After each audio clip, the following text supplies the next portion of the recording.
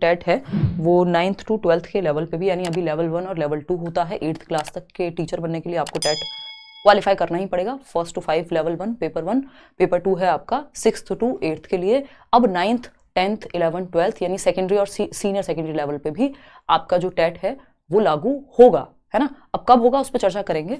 तो अब यहाँ पे ये देखना होगा कि TET is an important examination for individuals aspiring to become teachers in schools, कि वो ज्यादा एफिशिएंट हो, ज्यादा बेहतर हो, ज्यादा क्वालिफाइड हो। इसके लिए टेट को एक फिल्टर के रूप में यूज करना जरूरी है, और ये टेट हर एक लेवल पे हो। अब तक 2 लेवल्स पे था। तो the first ever national conference, ये पहली ही नेशनल कॉन्फ्रेंस है अगर हम देश की बात करें जो टेट पर हुई है इस तरीके से। अब हम ये कह सकते हैं कि वैकेंसी पे भी ऐसी चर्चाएं होनी चाहिए समय पर। और सीटेट की अगर हम बात करें तो ये सेंट्रल लेवल पे, जो सेंट्रल लेवल पे चीजें होती हैं वो ज्यादा बेहतर तरीके से हो पाती हैं अगर हम स्टेट्स के कंपैरिजन में अगर देखें, है ना, कि इनका इंप्लीमेंटेशन या जैसे सीटेट ही है तो वो टाइमली होता है क्योंकि सेंट्रल का एग्जाम है। केंद्रीय विद्यालय भी एक समय पे टाइमली ही हुआ करता था, अभी चीजें थोड़ी सी बदली हैं, बट एग्जाम कंपैरेटिवली वो भी बेहतर तरीके से कंडक्ट होता है, चीजें डिफरेंट होती हैं थोड़ी सी। तो ये हम कह सकते हैं कि इस चीज पे शायद इसलिए महत्व ज्यादा दिया गया क्योंकि सेंटर की जब हम बात कर रहे हैं, जो कि शिक्षा है आपकी कॉन्करेंट लिस्ट में, अनुवृत्ति क्या बोलते हैं उसको हिंदी में, समवर्ती सूची में है, तो सेंटर और स्टेट दोनों का अधिकार होता है। तो सेंटर वाले काम इसमें ज्यादा बेहतर हो पाते हैं, जो मेरी ऑब्जर्वेशन है, या जो लोग काम भी करते हैं सेंटर में, स्टेट में जो टीचर्स हैं और सेंटर में जो टीचर्स हैं, तो सेंटर वालों के लिए चीजें कई बार ज्यादा बेहतर हो जाती हैं इम्प्लीमेंटेशन में।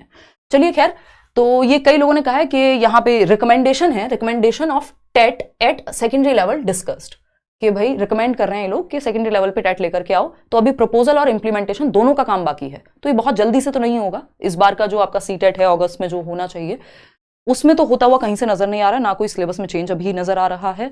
हुआ तो साल के अंत वाले सीटेट में जो जनवरी अगले साल होगा उसमें भी मुझे संभावना कमी नजर आ रही है, अगर चीजें ठीक से इंप्लीमेंट हुई तब, क्योंकि अभी प्रपोजल है, ये रिकमेंडेशन चल रही है, फिर उसके बाद इंप्लीमेंट करने के लिए अलग से प्लानिंग होगी, नया सिलेबस बनेगा, स्ट्रक्चर डिजाइन होगा। इवन जो प्रीवियस सिलेबस है सीटेट का जो 1st to 8th लेवल पे, उसमें भी परिवर्तन आने की संभावना है, क्योंकि एनटीए के पास अगर वो चला जाए और फिर से ऑनलाइन हो जाए तो चीजें जो है परिवर्तन वहां पे अच्छा खासा होगा, जो कि होना भी चाहिए क्योंकि इतना समय हो चुका है टेट को सेम तरीके से होते हुए।